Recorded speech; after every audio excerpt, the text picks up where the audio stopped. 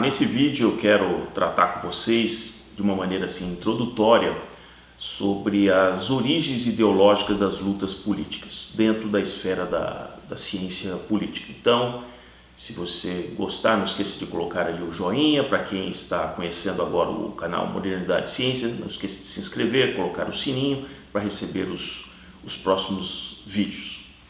Então vamos lá. Eu decidi fazer esse vídeo quando, já de uns tempos para cá, eu comecei a ouvir certas narrativas, e quando eu começo a perceber que há uma repetição bastante orquestrada, seja através da mídia, seja de intelectuais, políticos, tocando no mesmo tema, eu falei assim, aí está surgindo uma narrativa que querem nos convencer, estão tentando chamar a nossa atenção. Eu estou falando a respeito da busca por uma terceira via, uma busca para o centro, né, na política nacional, já mirando as eleições majoritárias em 2022, né? E mais recentemente um grupo ali de candidatos, né, a pré-candidatos, né, faz um manifesto, uma carta, assinam, e só esquecem, é claro, de chamar o colega da esquerda, né? Que realmente até ironizou bastante o documento, disse, talvez eu nem precise de vocês, né? Então, o objetivo do vídeo é mostrar, dentro da ciência política, focando na história política do Brasil, por que eu não acredito em caminho do centro, que isso é muito mais uma narrativa que vem de um certo segmento que tenta emplacar essa ideia, mas na verdade, historicamente, se formos analisar, esse caminho do centro nunca existiu no Brasil, apesar de que é possível que sempre tenha existido pessoas que de uma maneira assim, ideológica se julgasse estar mais ao centro, seja centro-direita, seja centro-esquerda e assim sucessivamente, mas isso não significa que de uma maneira competitiva isso fez alguma diferença ao longo aí da história, né? No caso do Brasil, né? Não estou falando de sociedades mais homogêneas, com uma população menor, então nós não podemos absolutamente comparar países, por exemplo, escandinavos, que têm uma matriz étnica muito mais homogênea, que não passaram por todo aquele processo de colonização, de escravidão, de apropriação de terras e de riquezas da maneira que os 500 anos da história brasileira nos coloca, né? Então não dá para comparar nações dessa dimensão com a questão de o que é uma terceira via, um partido de centro, mesmo porque muitos ainda são monarquias constitucionais, né? Os partidos, muitas vezes, a forma de eleição é completamente diferente, se tem o voto em lista, o voto distrital, enfim. Então, só as características do processo eleitoral, elas já ditam a regra do jogo, a regra está posta. E aí, cada partido, cada pretendente a ser político, ele vai se enquadrar às regras vigentes e vai jogar dentro daquelas regras. As regras são muito importantes para definir, por exemplo, se vai haver o pluripartidarismo, se haverá uma tendência de acabar convergindo para dois partidos hegemônicos, como é o caso da Inglaterra e dos Estados Unidos, onde aquela questão de que quem ganha leva tudo, todos os votos daquele distrito e assim sucessivamente. Então as regras são muito importantes. Então, fazendo um parênteses antes de eu entrar aqui na profundidade do tema, eu vou utilizar, como nesse vídeo, cada vídeo eu farei com base num autor especificamente na ciência política, e eu vou usar o Thomas Sowell nesse livro muito procedente que ele diz Conflito de Visões, né? E ele logo no início do livro ele coloca: uma visão foi descrita como um ato cognitivo pré-analítico. Eu vou falar desse ato cognitivo pré-analítico, que é uma visão, né? E por que no contexto brasileiro nós temos visões antagônicas de muito tempo, são visões de mundo muito distintas, e por isso que esse espaço do centro, na minha visão, não existe, né? Apesar de que algumas pessoas podem até se dizer que estão se candidatando pelo centro, mas na verdade do ponto de vista de quem vai tomar a decisão, que é o eleitor, ele não vai levar isso, sinceramente, muito em conta. Então, vamos fazer uma retrospectiva histórica, né? Seja ali no Primeiro Império, com o Dom Pedro I, seja ali na fase do Segundo Império com Dom Pedro II. Apesar de ter alguns políticos que se diziam mais moderados, mas o que mandava ali realmente a partir de 1824, a partir da primeira Constituição brasileira, é um acirramento muito grande entre os conservadores ou aqueles que pretendiam que o Dom Pedro I em algum momento voltasse ao Brasil, com aqueles que eram de fato brasileiros. Muitos desses conservadores eram realmente portugueses, que tinham seus negócios no Brasil, e havia um antagonismo muito grande entre eles.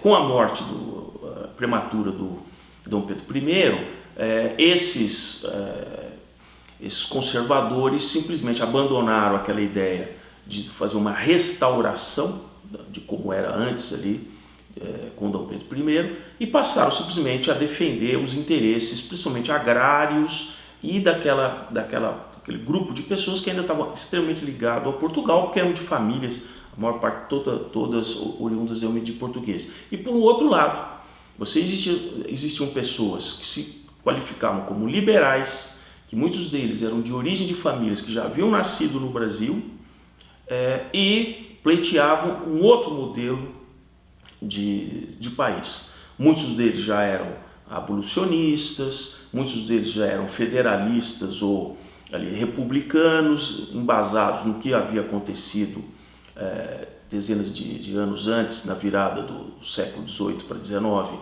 com os Estados Unidos da América, se baseavam muito nisso.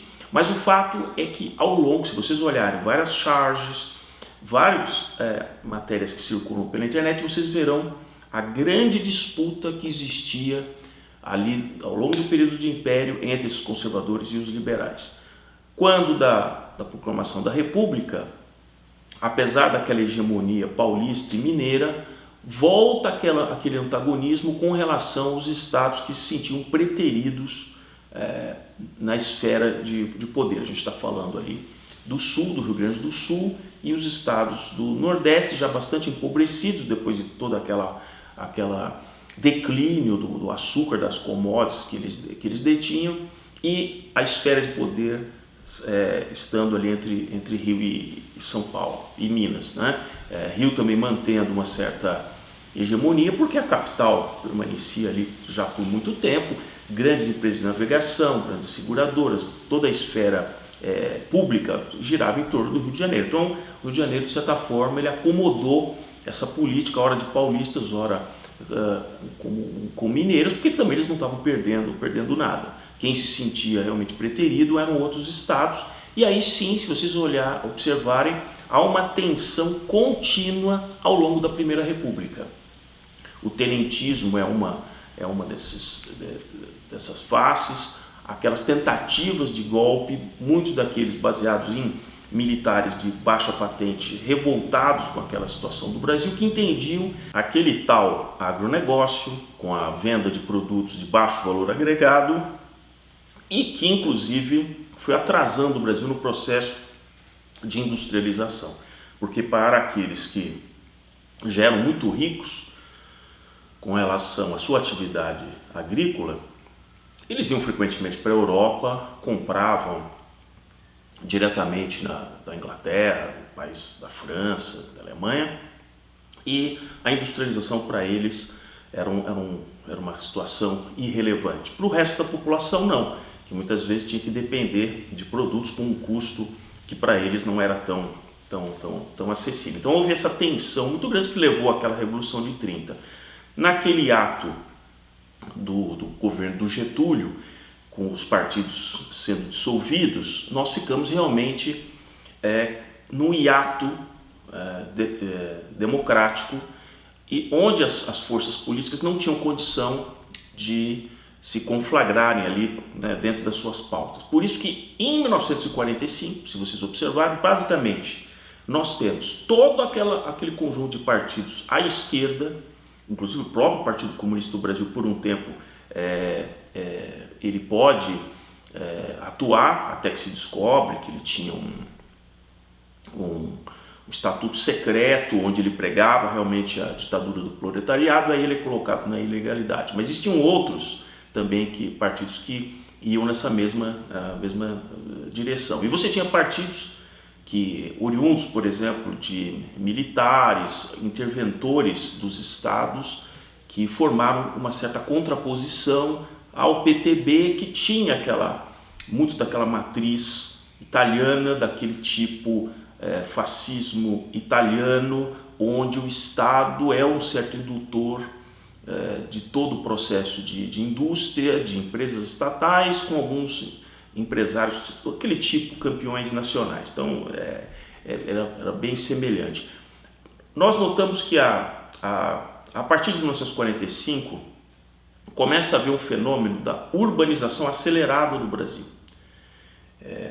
Os dados, por exemplo, que eu vou mostrar aqui são assim aterradores, e toda a sociedade não soube como lidar com esse enorme contingente de pessoas que vinha procurando uma oportunidade nas cidades. Sob um certo aspecto um tanto semelhante ao que aconteceu na Inglaterra ali, ainda século XVIII, com aquelas massas de camponeses que foram para aquelas cidades industriais à procura de trabalho, porque o valor do trabalho no campo, isso aconteceu aqui também, caiu enormemente. Então, por uma questão de sustento, era melhor se sujeitar às mazelas de uma cidade, saindo da sua região natal, que por séculos tinha sido habitado por antecedentes, né?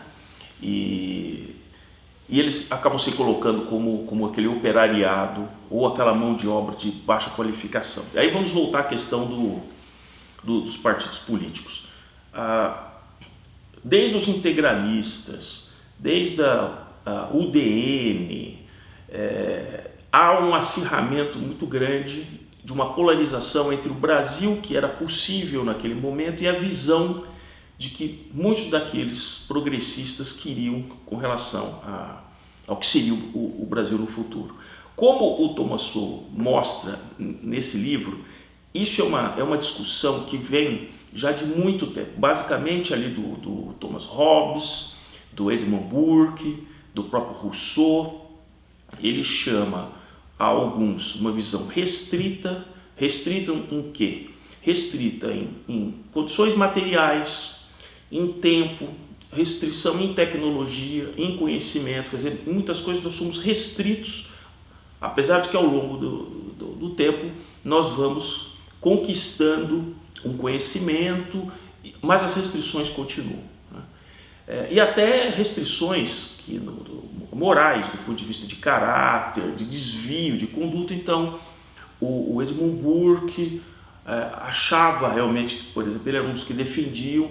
O Adam Smith também, como filósofo, não como economista, que depois ele foi abduzido pela escola econômica para ser um símbolo, mas o Adam Smith ele era bastante cético em relação ao egoísmo, aquilo que uma pessoa poderia produzir de um ponto de vista egocêntrico, mas ele dizia, olha, dentro dessas restrições eu não consigo mudar a natureza humana, portanto é melhor conviver com elas e balizar isso de forma que um bem social maior seja obtido. Já a linha dos irrestritos, que vem a linha, por exemplo, de Rousseau, Paine e outros, o próprio Marx, eles se colocam como realmente reformadores do mundo. Nós temos condição de romper com o passado e reformar o mundo. Daí vem uma série de consequências, como por exemplo o ativismo judicial, que eu vou tratar disso num vídeo específico,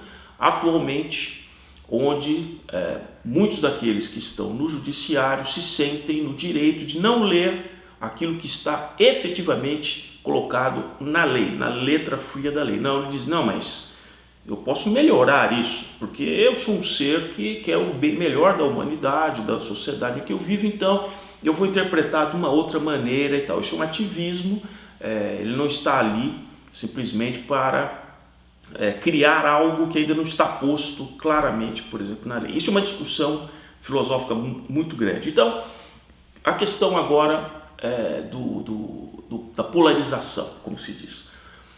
Mesmo passando todo aquele período do regime militar, que os partidos foram encapsulados em apenas dois, Arena e MDB, e evidentemente que dentro do MDB, Movimento Democrático Brasileiro, você tinha todos também aqueles elementos que estavam dentro daqueles partidos de esquerda que não podiam operar, então eles estavam todos enfiados ali dentro do MDB, e aqueles que eram desde os mais radicais, que defendiam todo aquele sistema do agronegócio, dos feudos regionais, estava ali, em sua maior parte toda dentro da antiga Arena. Na hora que aquilo, a partir de 1985, vem a redemocratização, já inicialmente você vê uma composição de partidos que se formam à esquerda e à direita. Na primeira eleição, digamos assim, já com essa coisa posta e a Constituição de 88 já em funcionamento, nós vemos a polaridade que surge, né? Ali Collor e Lula, não havia centro ali, havia forças exatamente que o Collor representava, evidentemente sempre com um discurso modernizante e tal, e um discurso totalmente ali da esquerda, daquela esquerda ainda que no Brasil, em final de anos 80, estava já muito atrasado em relação à esquerda europeia, que já pressentiu o fim do colapso da União Soviética, já tinha passado por uma social-democracia, também de esquerda. Já era uma geração Mitterrand, aquela coisa toda, enquanto o Brasil ainda estava muito afeito ali a modelos marxistas ou maoístas. Mesmo ao longo do período que o PSDB se mantém 8 anos ali na presidência, aquilo ali realmente foi uma coisa bastante conveniente, ele ficar ali como se fosse uma centro-esquerda, mas que na verdade foi só conveniente ficar com esse rótulo. Vejam que os próprios partidos de esquerda que foram se formando a partir dos anos 90 nunca aceitaram o PSDB nessa linha mais à esquerda, eles sempre colocaram à direita, tentando empurrá-lo sempre para um antagonismo, porque eles sabiam que ao ficar com um partido que se posicionasse mais ao centro, aí que vem um ponto, grande parte da população brasileira é realmente conservadora e tenderia realmente para ser uma coisa mais amena, sem grandes conflagrações. Então, eles preferiam empurrá-lo realmente para se transformar num monstro da direita, que é uma coisa que eles fazem até hoje. Bom, mais recentemente nós vimos então esse manifesto, essa carta assinada por pré-candidatos, né, que se dizem ali de centro. E por que eu diria finalmente que isso não prospera muito? Pela característica que nós temos da população. Se nós analisarmos essas figuras, as 6 figuras aí que assinaram, todos eles bem escolarizados, todos eles bem monetizados, vivem bem, todos eles sempre circularam já em esferas de poder e de organização, seja da sociedade civil, seja do mundo partidário, seja do mundo artístico. Então ele já tem toda uma característica muito distinta da média da população brasileira. Vamos ver isso aqui? No site lá do Tribunal Superior Eleitoral é possível pegar esses dados aqui que eu vou comentar com vocês. Dados agora de 2021, está publicado lá no site. Vamos pegar o número de eleitores brasileiros, número total de eleitores brasileiros pelo Tribunal Superior Eleitoral. Eu vou arredondar aqui esses números. 146 milhões. Não estou entrando aqui no mérito se ainda existem pessoas mortas e que o título ainda está ativo ou não, enfim. Mas assim, oficialmente tem 146 milhões de títulos, né? Aí existe um recorte aqui que eu acho que é muito interessante. E por que eu digo que essas pessoas que assinam essas cartinhas e tentam falar num meio muito restrito da população? Por quê? Número de analfabetos no Brasil, de eleitores, hein, que se declaram analfabetos, 5.830.000, né? Isso dá 4% dos eleitores. Vamos pegar aqui ensino fundamental incompleto, 34.600.000 pessoas. Veja, ensino fundamental incompleto, 34.600.000. Ensino médio incompleto, são mais 22,5 milhões de pessoas.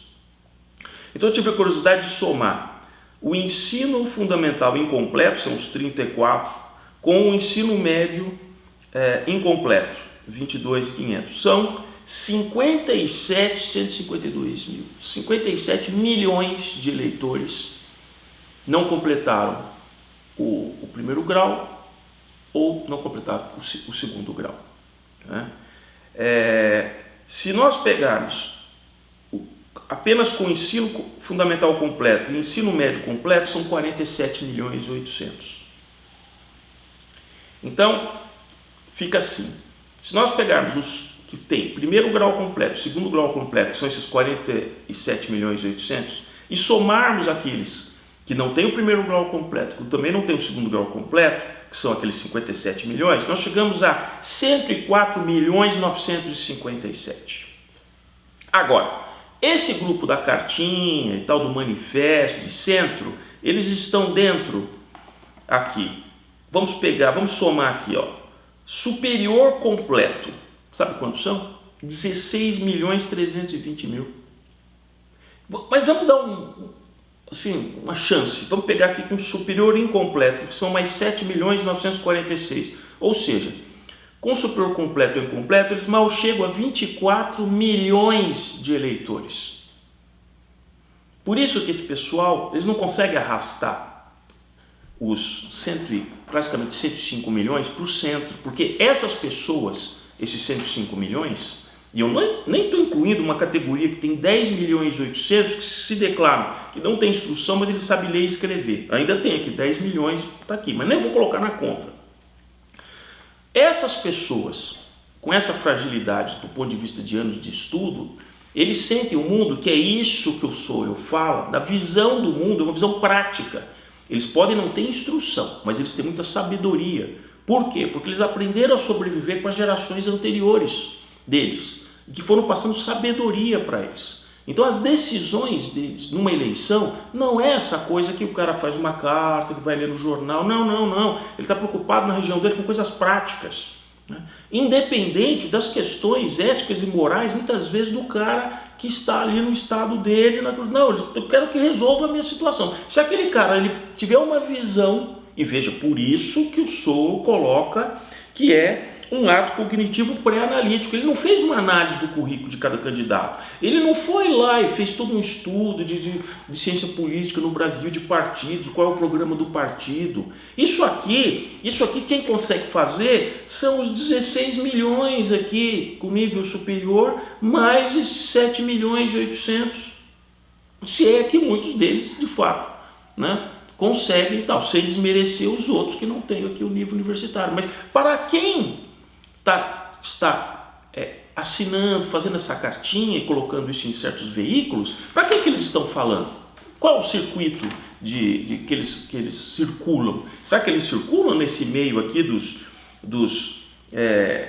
34 milhões que não tem o primário completo, o fundamental completo? Será que é para eles que estão... E aí nós vamos pegar um outro dado, né? Isso não explica tudo, não é que eu estou dizendo que isso explica tudo, que instrução explica como as pessoas votam, não é isso, né?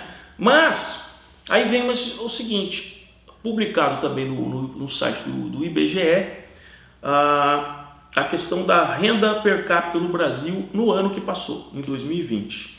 Então nós temos, por exemplo, da média nacional, R$ 1.380 por mês por pessoa, por trabalhador, né, da população economicamente ativa, 1.380. Só que a média é uma coisa tanto quanto enganosa, né? Eu acho que nenhum de vocês arriscaria atravessar um rio, ou não deveria que alguém dissesse com uma placa de profundidade média aqui é só de 1,30 m, a média, né?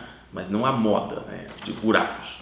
Então a média é um tanto quanto falaciosa em certas circunstâncias, porque nós temos, tudo bem, São Paulo, né? Estado de São Paulo, 1.814. Rio Grande do Sul, 1.759. Então, tudo ao mesmo ordem de grandeza. Rio de Janeiro, 1.723, levemente abaixo. Santa Catarina, 1.632, mas esses 4 estados estão todos ali nessa mesma faixa. Depois você vem com estados num patamar um pouco menor, na faixa de R$ 1.500, que é Paraná, Mato Grosso do Sul, Mato Grosso, Espírito Santo e Minas Gerais. Agora, vou pular alguns estados, há um fosso gigantesco com os estados do Norte e Nordeste. Só na Amazônia Legal, que eu já tenho vídeos que eu falo aqui, são 23 milhões de pessoas.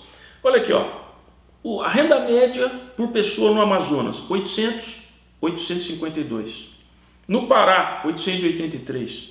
No Amapá, 893. No Acre, 917. E no Maranhão, 676.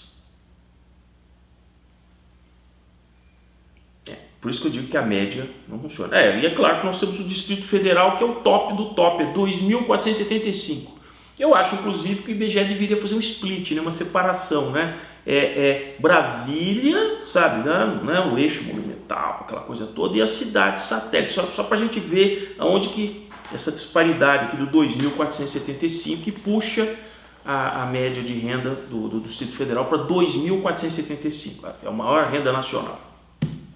Bom, pois bem, então se nós juntarmos a visão que essas pessoas têm, seja do ponto de vista da instrução, né, da grande massa que não teve essa instrução formal, então ela tem que captar a visão de mundo segundo aquilo que ele está vivendo, ele em curso ali, né, ele está sentindo, conversando e tal, e a fragilidade da questão da renda nacional nessa distribuição.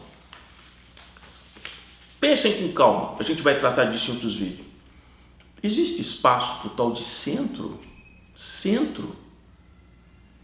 As pessoas estão aflitas por soluções. Pode ser de um lado, pode ser do outro.